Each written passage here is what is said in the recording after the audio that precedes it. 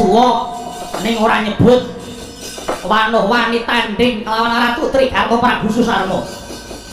Yen biyen aku pancen kalah ning sing ngalahke dudu dapurmu Mas Lopati. Sing ngasorake Susarma biyen Patih Kencaka. Mung tekan semene sing dadi umurmu. Susarma. Kowe aja dereng mirang. Ayo. Yen nyapa kowe ratu ampuh. Aku aja tok Palsara.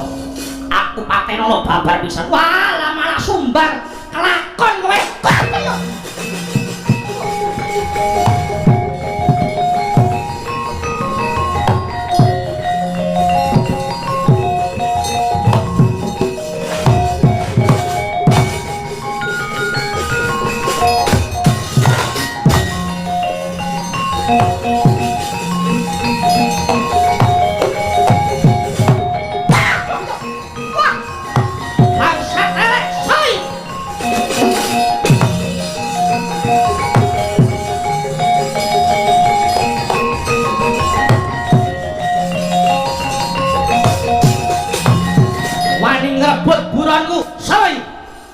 Bilawa. Wah. Bilawa. Iya. Wah, iya. Kowe mbiyen sing iso ngasorake Raden Rajamala. Bilawa. Ayo ungalno dadamu. Ora usah kowe dadak sesinglon. Sing kandha yen kowe Bilawa ki sapa genah kowe ki werku.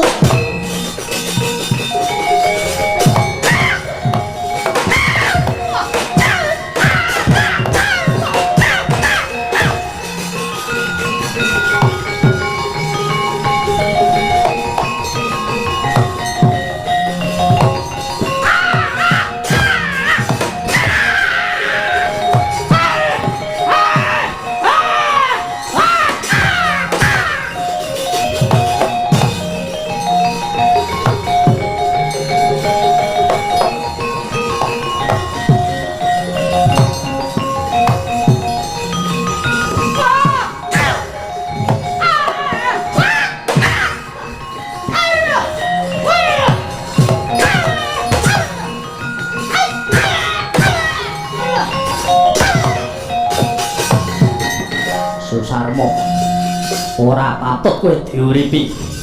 Yen kowe urip ora urung malah ndedawa dosa. Nyoh iki.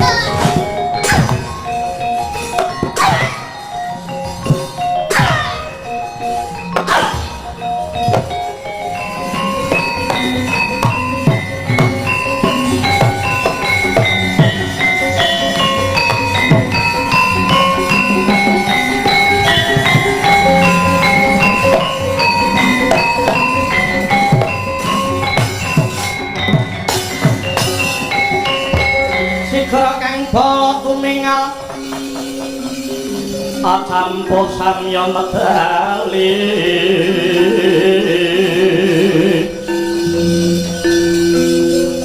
Wermate trileteng kanta sayiwang kang ngundang niti benjang ngaji mice Latinyo ngedaliwos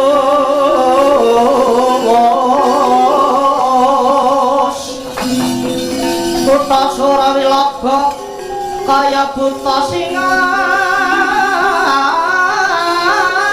Wrekil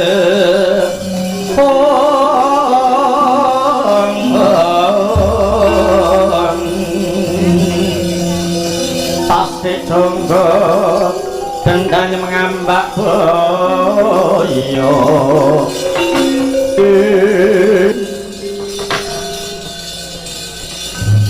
Patih Dempa Wiyantana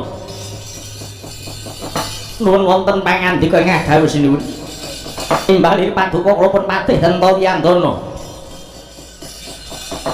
saiki wis lega tiyas ingsun jalaran Kakang Prabu Duryudana wis kepareng ndahar kang dadi aturku ketitik wektu iki kersa tak derekke mbedah Praja Wirata te Kuninggih syukur bagus kedhi jumur dene Gusti kula Prabu Duryudana kastu kadheraken ngrampit negari Wirata.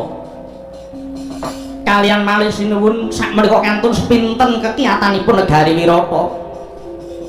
Labet bebeteng Wirata patih Kincaka sakadang sampun sami dumugining pejah. Turut malih wedal menika negari Wirata sampun kenging kawastanan sungsang bawana balik. Buktinipun menawi kawit Wirata menika ayem tentrem kawulanipun sami rukun grapyak saha semanak. Namung sakmenika ingkang nami gotong royong sampun mujudaken barang langka saknggen-nggen swasana boten tentrem. Kathah pandung begal kecu tuwin para brahmacara ingkang sampun kula paringi wragat supados damel kisruh wonten ing tlatah Wirata. Ya. Aturmu kuwi mau kabeh wis tak aturke ning ngersane Kakang Prabu Duryudana te. Pancen ya swasana kang kaya ngono kuwi teh ingkang dikersake dening Kakang Prabu Kurupati. Kepiye bisane bangsa Wirata aja kongsi padha tentrem uripe? Lan tak jarwani te. Kados pundi? Apa ta sebabe dene jeneng ingsun kudu bisa mbedah Wirata? Sepisan ingsun kudu bisa nyirnake sing jeneng Pandhawa. Apa ta sebabe Pandhawa kudu sirna saka muka bumi? Awit ya mung Pandhawa kuwi kang dadi pepalang marang apa kang dadi karepku, nggonku bakal nyebarake kawruhku marang tanah Nuswantara. Mongko yen para Pandhawa kawula kuwi isih padha ngrasuk marang jiwaning Pandhawa 5 wis genah. Yen to pengaruh ora bakal bisa sumebar tumangkar ana Nuswantara. Manut pangandikaning Kakang Prabu Duryudana, wektu iki Pandhawa lagi ngentekke sisaning paukuman sing mung karini mang dina genepi setahun oleh padha delikan.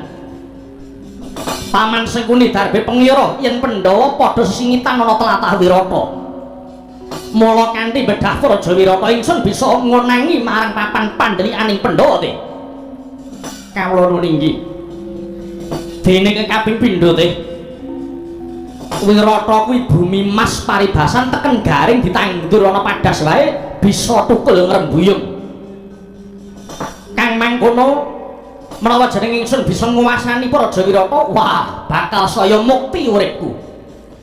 Bandha raja donya Praja Wirata arep tak kuras. Tak boyong kabeh marang Praja Trigarta kanggo mukti sak turun-turunku. Inggih.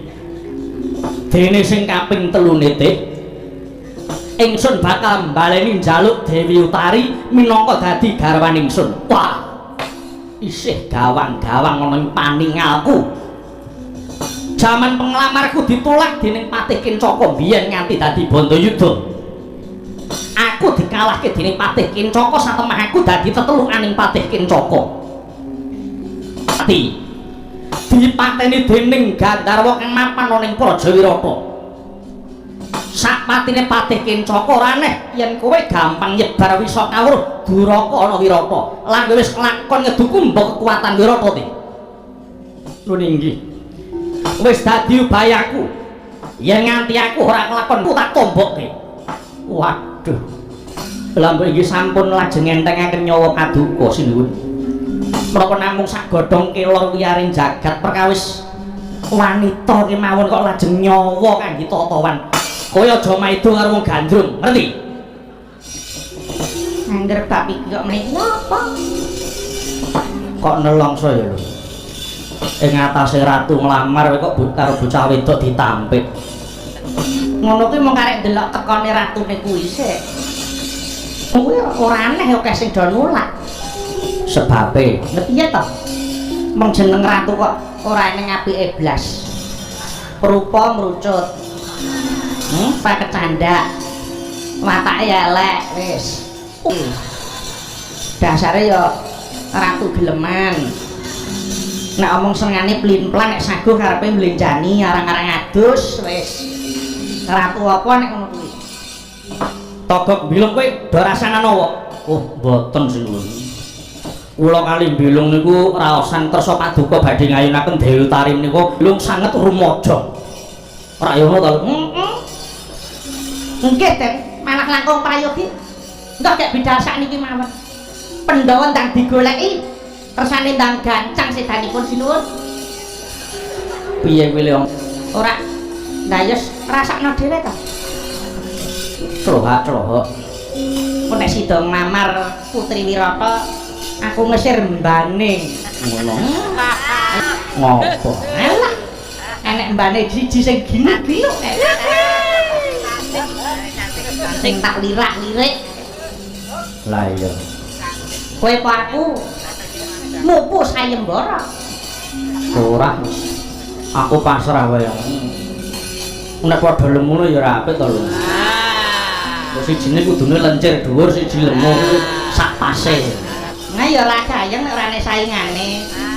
Ngono ki piye carane idak-idakan? Ya ora. Wis pokoke kudu dhuwit. Kali pilih apa kan? Iya. Ora sandadak kok rembug panggung Prawira Sandi wonten dawuh. Mara metu njaba. Parentahna wadya gawan saka Trigarta. Ngrampit Praja Wirata saka ing lor. Dene praja saka iring kidul. Marot akanen baris keparamada pasilan. Kumarkang bala lumares. Budhaling prawadya yaksa dina nasri gamane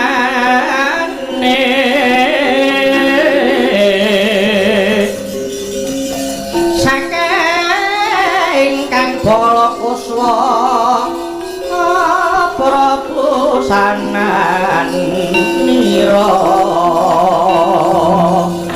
pranyata wasriti nulu pindha panjrahing puspita kalamun cinandra panyayang maesa purna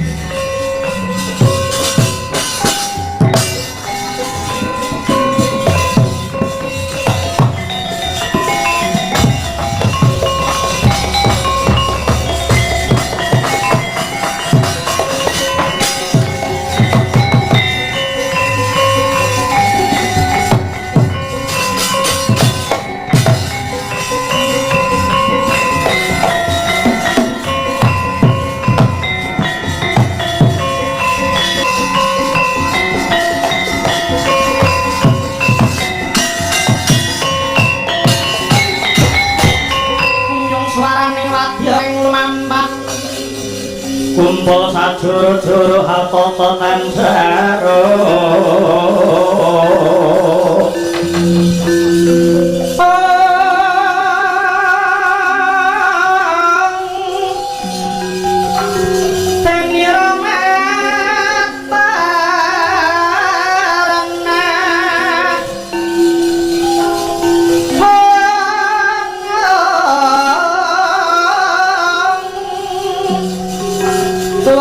miwang penting ongkong tulisan saya kang minangka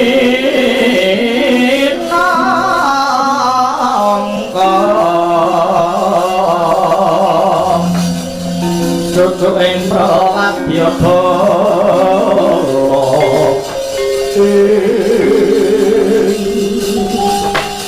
karo pamarmo lur wonten timbange dawuh Pamanpati ora perlu banyu tinalang sira wis krungu dhewe dawuh sapa ing Sinuwun menawa dina iki ing Sinuwun bakal ngrampik Praja Wirata saka iring kidul mula kang saka kuwi gandeng wis samapta kabeh titianing para prajurit mara enggal tatanen barismu sumusul wadya Trigarta lantak jaluk aja pegati ngati-ati budal kabeh para padha karo mawon sudi kelawan mangga anggo sumbang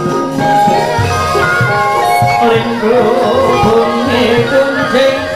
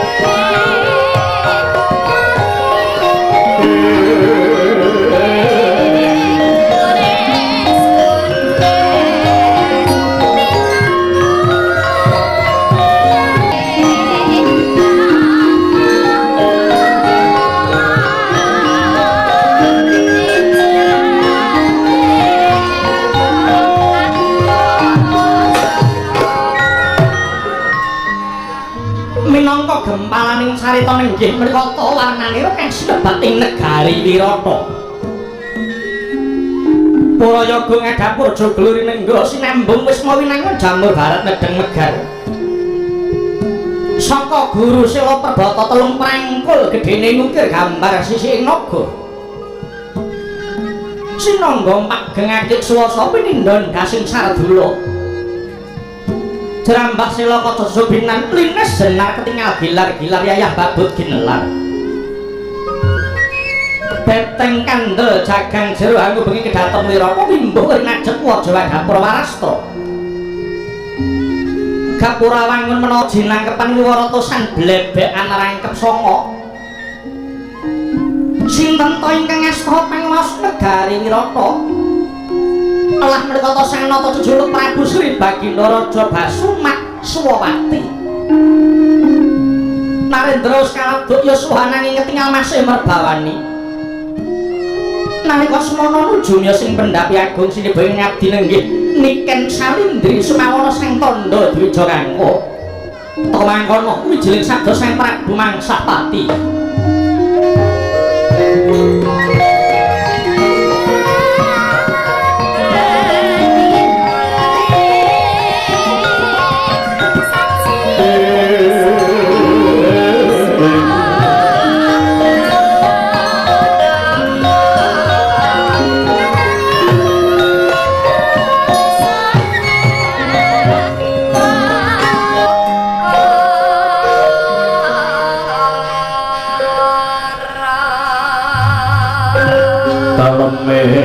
Mawa limut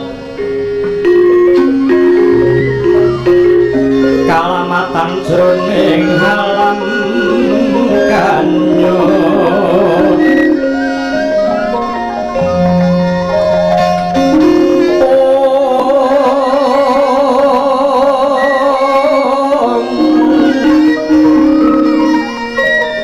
saknyatane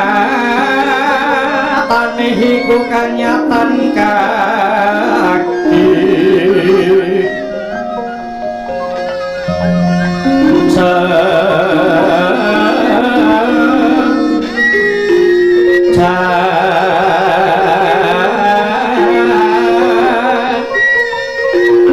tineyan tang hemo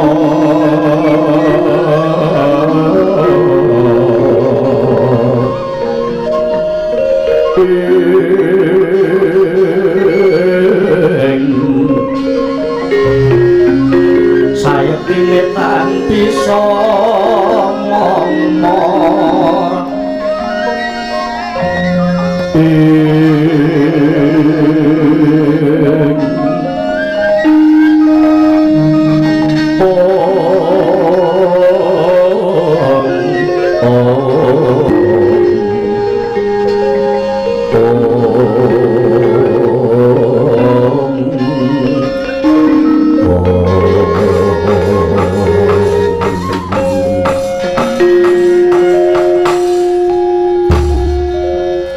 Lendhawu sinuwun animbali kang ngabdi kula pun Salindri.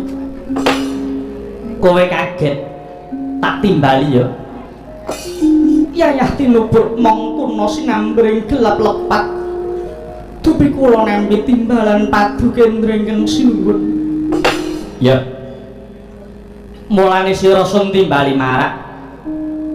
Ingsun kepengin pitakon marang sira mara gage wangsulana kang kanthi pertitis Salindri. Kepangipun badhe ndangu menapa Salindri?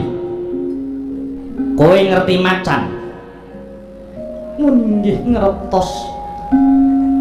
Macan kae wisane mapan ana ngendi Salindri? Macan menika wisanipun mapan wonten ing siyumipun. Bener. Lah yen ula kae wisane mapan ngendi Salindri? Sawer menika wisane upasipun sinuwun. Ya. Yen macan wisane mapan ing siunge, yen ula wisane manggon ana nggon upas. Yen kowe wisamu ana ngendi? Sinuwun. kula kirang ndungkap menapa ingkang paduka kersakaken rumaos kula mboten gadah wisa sinuwun. Oh, dadi kowe iki ora ngrumangsani to yen dhewe wisa. Iya. Salindri. Mongko jane luwih ampuh tinimbang wisane ula langkahe. Yen kowe durung ngerti mapaning wisamu tak duduhke ya. Wisamu kuwi mapan ana nggon lirik ing mripatmu, wisamu mapaning eseming lambemu. Wisamu mapan ana ing weweking payudaramu lan wisamu mapan ana ing gebiaring wentismu. Dadi tak gerba wiwit saka pucuk rambut tekani dlamakan sikilmu kuwi kabeh kebak wisa Salindri. Ora nyono Salindri. Kowe panyuki ayu ning jebul kebak wisa sing mandine ngungkuli pase Bathara Antaboga. Salindri. Mulane ingsun paring dawuh mengkono sebab gelem ora gelem kowe kudu ngakoni yen to gugure Yayi Patih Kencaka wingi sumbering perkara mung saka kowe Salindri. Coba tak pikiran. Kowe iki derajatmu ki apa? Ing atase mung saklama ing batur. Kena ngapa kok abdi garwa Yayi Patih Kencaka kowe nampik? Nalika kowe sowan sepisanan kowe matur jare durung duwe bojo. Ning kena ngapa? Bareng kowe arep dipundhut garwa karo Swajo, malah kowe matur bojomu ora mung siji ning 5. 5 kuwi wae dudu menungsa kabeh ning Gandharwa utawa Gendruwo. Iya. Inggih loro sinuwun. Oh, Salindri. Apa ya memper ing atase kowe kuwi menungsa kok rabi Gendruwo tur wayuh 5 pisan. Pesnane Yayi Kencaka marang kowe, Yayi Kencaka kelakon nantang perang marang bojomu. Ning temane Yayi Patih Kencaka gugur ana palagan. Dadi wis genah menawa matine Yayi Kencaka kuwi jaran saka kowe. Salindri, ngerti ya? Yayi Kencaka kuwi bebeteng Wirata. Mula ora aneh saksedane kadangku Kencaka negara Wirata aji godhong Jatiaki sebab bebeteng negara Kencaka, rupa Kenca lan Rajamala wis padha tumekani pati. Salindri. Ingsun iki ratu. Ratu kuwi ora sanak, ora kadang, ora bapa, ora biyung. Lan ratu iku darbe kewajiban rumeksa jejeking adil. Adil mau bisa jejet pirantine mung hukum kelawan ganjar. Sapa sing luput dipidana, kosok baline sapa kang labuh praja diganjar. Moko yen wis cetha kowe luput tumrap negara, kritik dadi jalaran gugure Yayi Kencaka. Kang ngono ingsun kudu matrapke pidana. Upama ingsun iki ora mitung marang lelabuhanmu, kudune kowe nampa pidana pati. Nanging isih ana panimarmaning saka jeneng ingsun. Awit kowe wis darbi lelabuhan marang negara Wirata. Utamane marang anakku Utari, emang ngono Salindri. Kowe ora tak patrapi pidana pati ning wiwit dina iki kowe kudu lunga saka negara Wirata. Kowe ora kena ngambah laladan Wirata.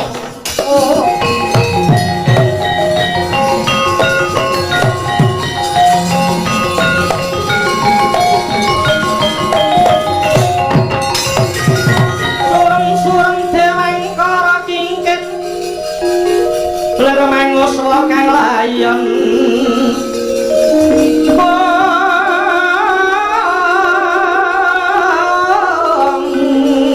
Penyoilan mama isih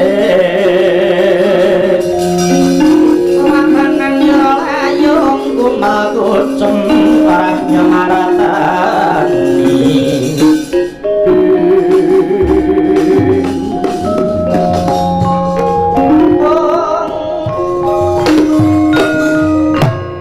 Sesembahanku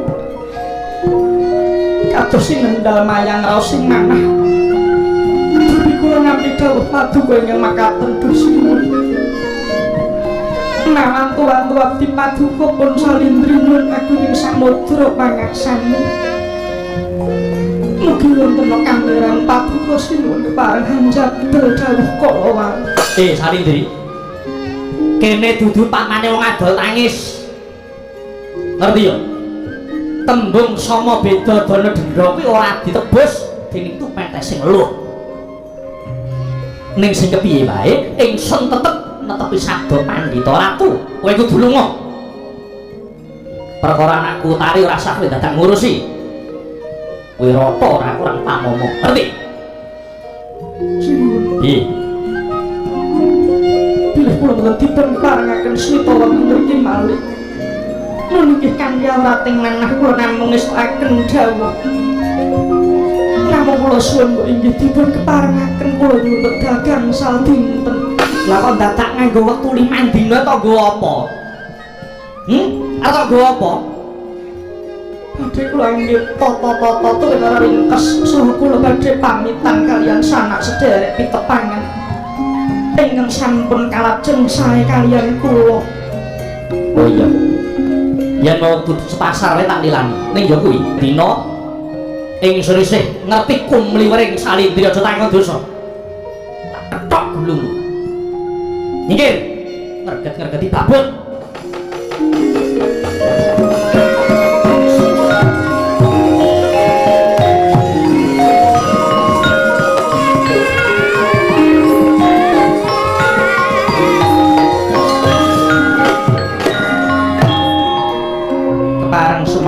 Arep ngomong apa kowe?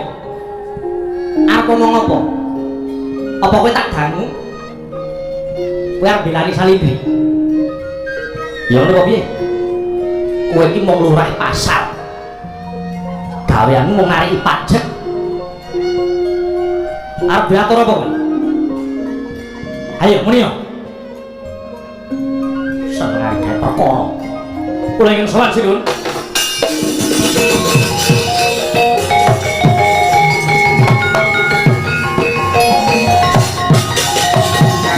Sangatira ngurnang bogi nempet kemek dosan naning bawono patih nirbita lumayane apa nuninggih kunjuk menika menika Narendra Tridarta Prabu Susarma dumugi malih ing Wirata kanthi ngumbah sumbar badhe bedah negari Wirata padha nguntabler kinatap Jogja bang mawi ngobengis kumatur sabening lati Netranding ngundandir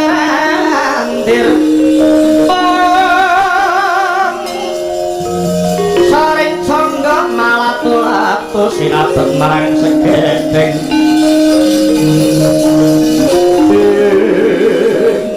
Babu si parat Ratu Tridarta Susarma pancen ratu sing ora duwe isin.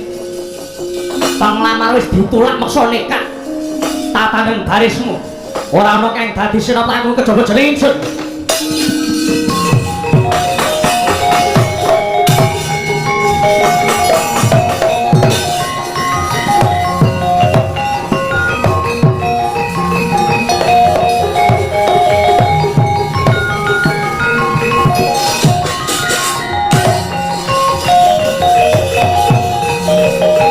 Putra Wirata ayo maju.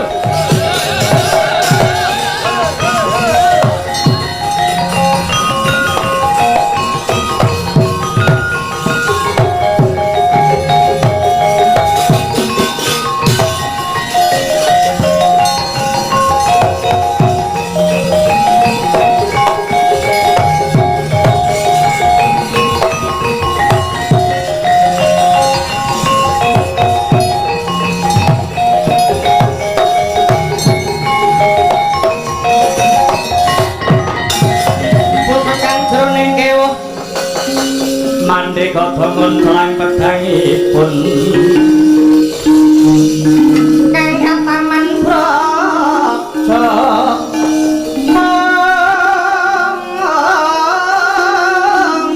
temah tekeng lalis surak maneng kargumuruh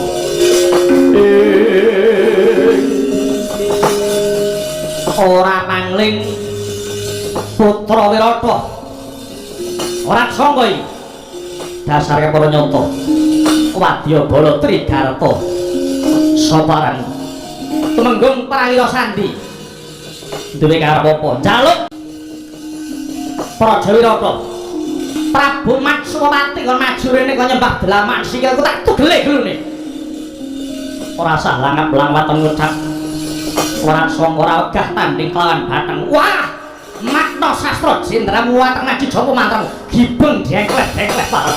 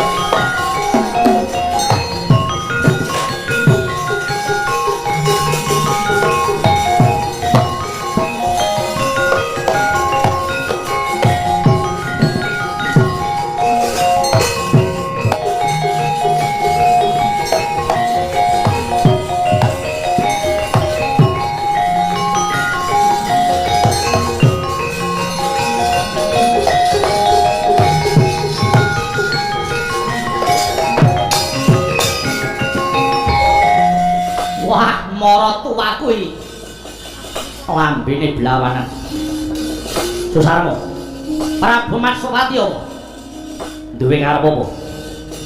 Ora tedeng aling-aling tedeng. Jaluk Pangwasa Wirata. Pangwasa Wirata kudu dadi cengkramanku. Lan Utari kudu dadi garwaku. Ratu Rai Gedhek, Ratu ora duwe isin, wis ditulak kepara isih meksa nekat. Nadyan Maksupati wis tuwa. Nyampluk raimu rasik garem merapat. Tak sembahi diri-diran. Wah, arep nyoba mantune, remet ati kelarane ngepek-epek parah.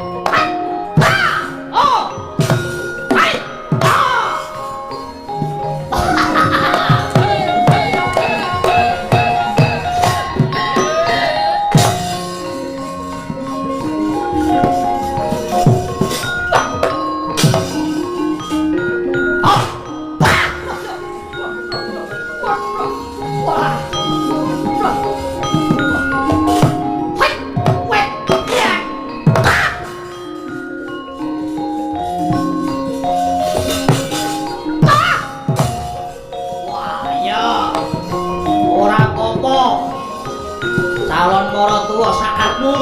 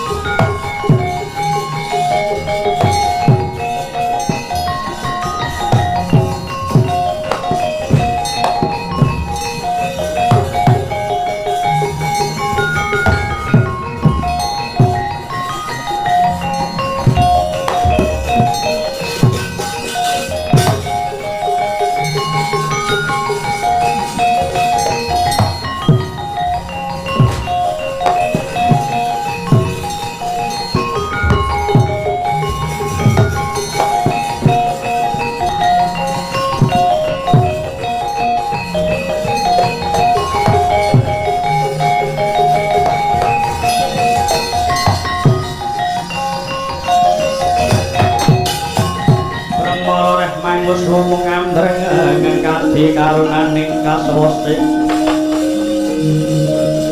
aning marga malat kumri sang gondo wastrat mojo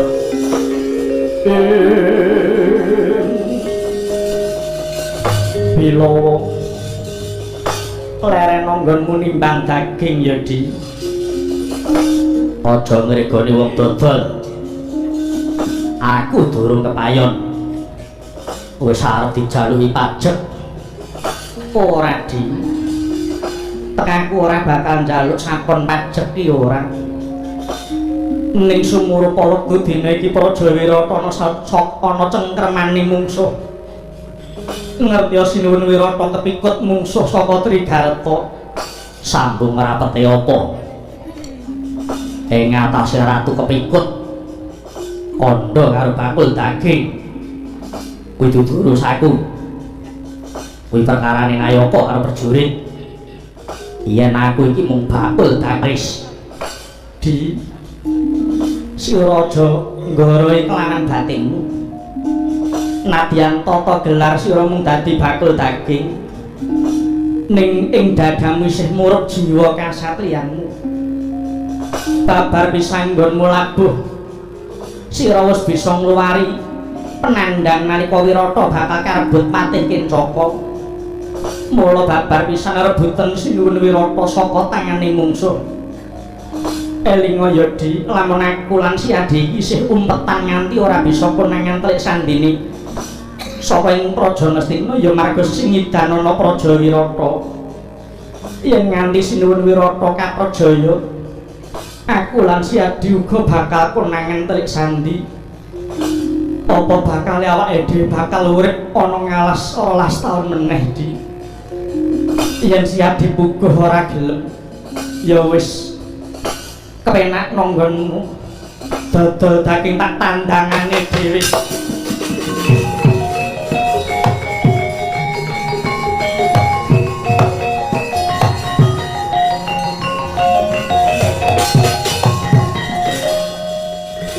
Arep ning ndi?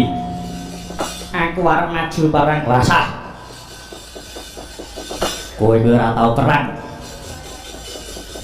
Digetak bojomu nangis. Batar maju perang. Pedah apa aku nangisi karo kadang sing ora ngerti marang tandurane Sinuwun Wirata. Wis nyingira. Nyingira. Tunggu nang dagangan lak jakae dhewe.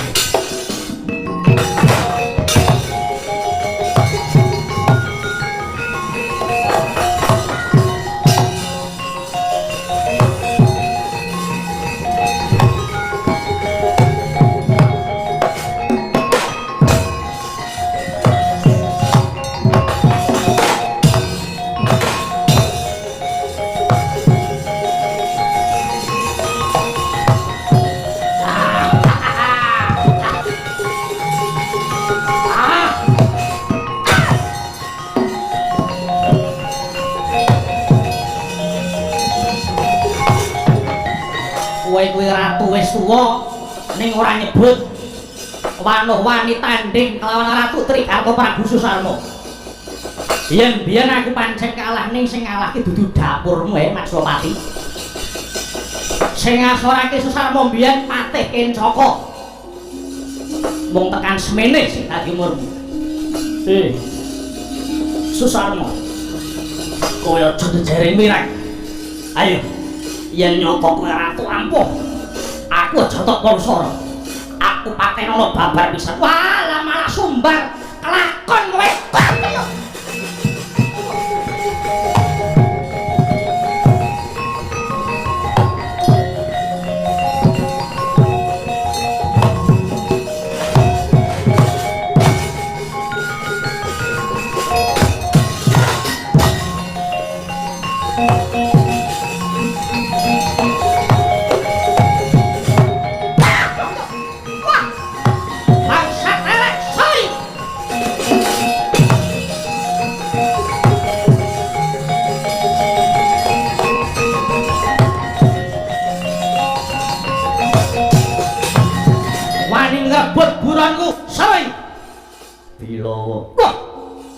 Bilawa. Iya. Wah, iya. Kowe mbiyen sing iso ngasorake Raden Rajamala. Bilawa. Ayo ungalno dadamu. Ora sak kowe dadak sesinglon. Sing kandha yen kowe Bilawa ki sapa genah kowe ki werku.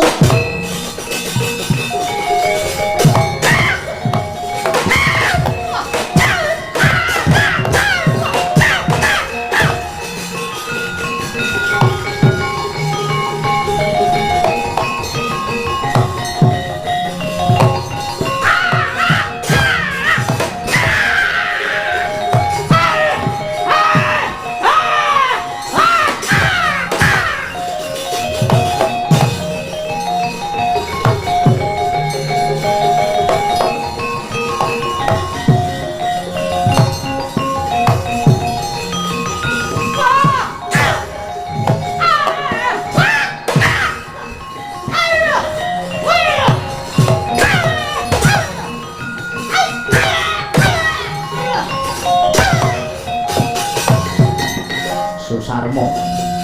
Ora patut kowe diuripi. Yen kowe urip ora urung ndedawa dosa. Nyoh iki.